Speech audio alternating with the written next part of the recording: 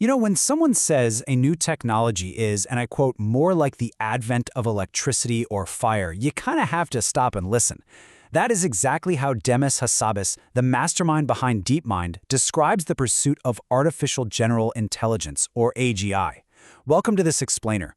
Today we're unpacking a fascinating documentary source that takes us entirely behind the scenes of what is arguably the most consequential scientific endeavor in human history.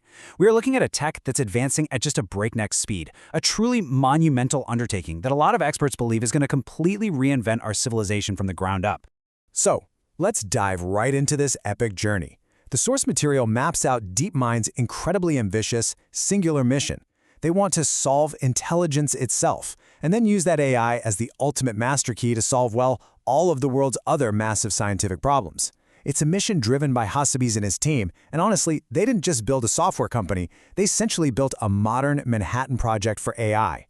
They gathered the most brilliant neuroscientists, physicists, and computer scientists on the planet under one roof with one single objective: crack the code of the human mind.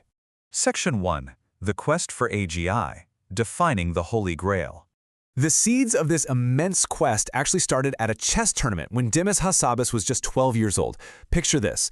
After a grueling 10-hour match that ended in a draw, he looks around this room full of brilliant minds dedicating all their cognitive energy just to moving pieces on a board. And he had this profound realization.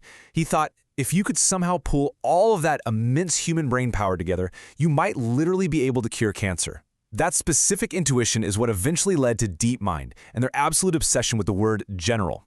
See, when DeepMind first pitched their idea to investors, AI was practically a dirty word in academia. It was mostly associated with narrow programs, systems that only did one specific thing. But DeepMind, they wanted AGI, artificial general intelligence, a system with actual cognitive breadth, something that can learn to solve completely novel problems it has never seen before, much like we do. Pitching this to early investors like Peter Thiel was basically asking them to buy a super expensive lottery ticket. The risk was massive, but the payoff, potentially the biggest thing in human history. Section 2. Mastering the Game, the Perfect Training Ground. So, you might be wondering, how do you actually build a general learning machine completely from scratch? Well, you need a safe, controlled environment to test it out. DeepMind realized that simulated environments, specifically video games, were absolutely the perfect sandbox. Their solution was something called the reinforcement learning loop. Think about how a toddler naturally learns, right? They explore, they touch things, they get a reaction. In this setup, the AI or the agent is basically born into a video game world. It looks at the raw pixels, it takes an action, and it learns purely from getting a reward, like a high score or a penalty. The real magic here is that absolutely no one teaches it the rules. No human programmer is sitting there telling it how to play. It learns entirely from first principles, just by messing around in the environment. Let's look at how this capability exponentially snowballed across DeepMind's gaming milestones. They kicked things off with old-school Atari games. At first, the AI was frankly completely clueless. It couldn't even figure out how to move the paddle in Pong. The team almost threw in the towel, but suddenly, it got a point. And then, rapidly, it was utterly destroying human experts. When they moved to the game Breakout, after just a few hundred games, the researchers themselves were genuinely mind-blown by what happened. The AI independently discovered this genius optimal strategy of digging a tunnel around the side of the wall to trap the ball at the top. It figured that out completely on its own.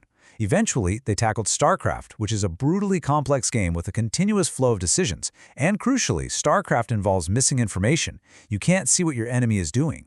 By conquering that, the AI proved it could handle messy, real-world style decision-making, actually beating professional human gamers. Section 3. The Leap to Intuition. Conquering the incomputable.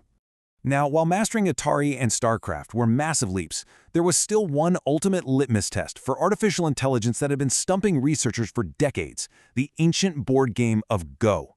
Why is Go so impossibly hard? Because there are fundamentally more possible board configurations in the game of Go than there are atoms in the observable universe. Let that sink in for a second. More than the atoms in the universe, it was widely considered mathematically impossible to compute.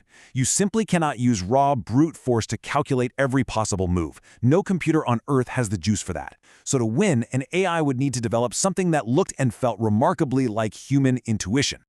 To test this out, DeepMind created AlphaGo and challenged Lee Sedol. For context, he's essentially the Roger Federer of the Go world.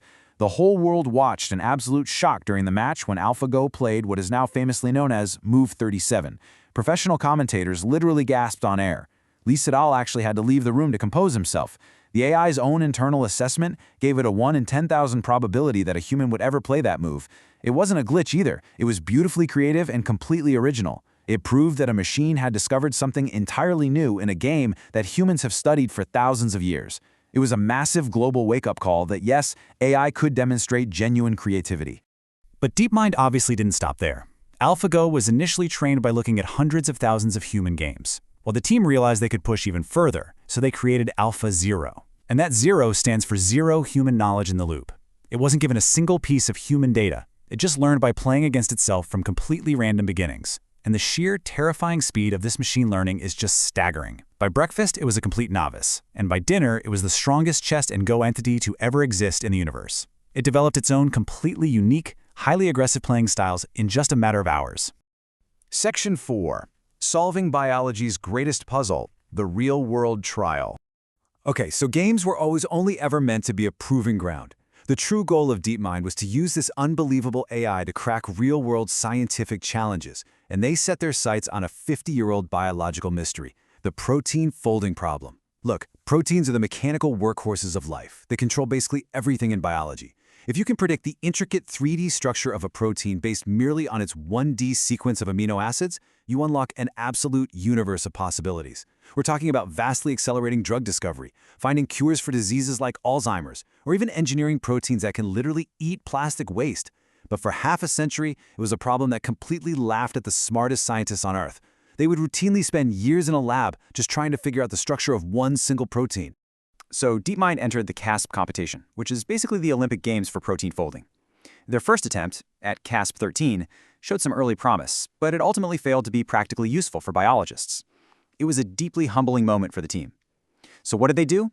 They took a massive, agonizing gamble. They went completely back to the drawing board.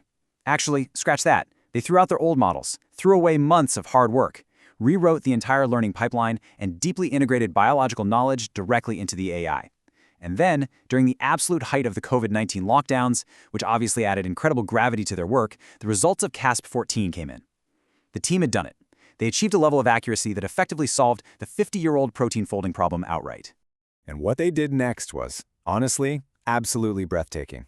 Instead of hiding this revolutionary technology behind some massive pharmaceutical paywall where they could have easily made billions and billions of dollars, DeepMind used their system, called AlphaFold, to predict the structure of virtually every known protein in existence, over 200 million structures.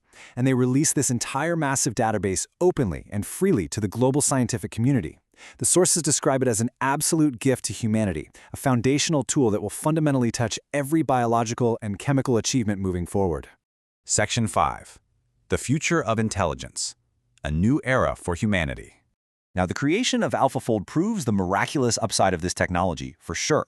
But crossing the threshold into true AGI brings some profound ethical implications that we absolutely must confront right now. The source material highlights a really critical reality. Technology is never just neutral in its application. It inherently embeds human values.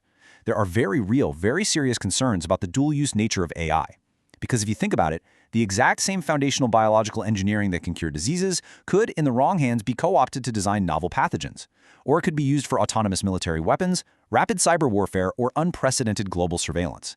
It forces a really tough conversation about what exact values we're building into these systems from day one. Which leads us to this staggering question. How will we govern an intelligence greater than our own?